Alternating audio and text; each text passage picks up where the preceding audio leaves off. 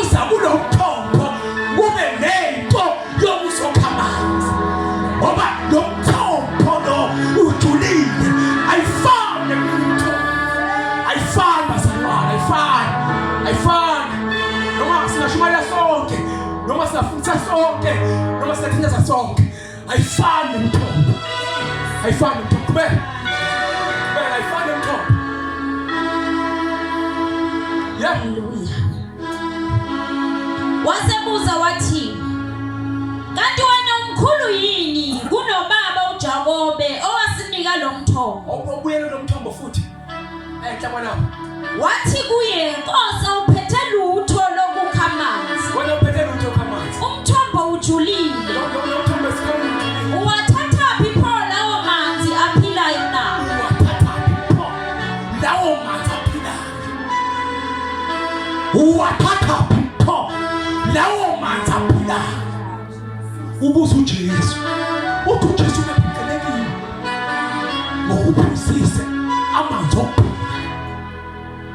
Ukuthi mosuwaphuzile ungaphindi usona. Lamanzi ayogobhoza ngaphakathi.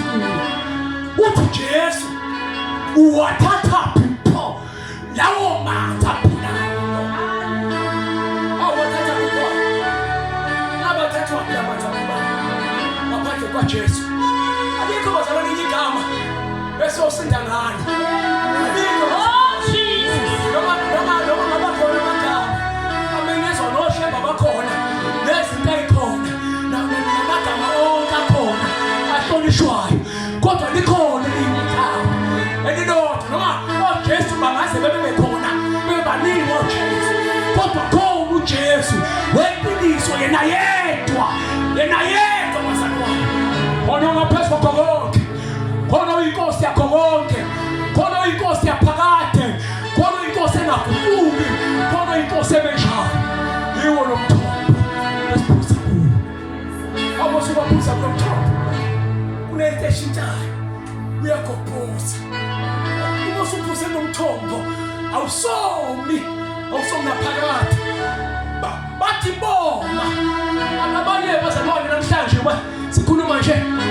Wasemathambela nje. Bayophuza.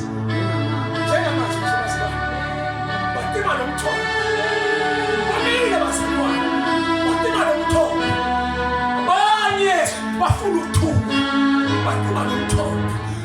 Awutimeli lo mthombo. Ngaphandle kokuthula uJesu. Wathi uJesu. Wathi uJesu. Uba nokuthula ngaphakathi kwakho. Uba nomoya.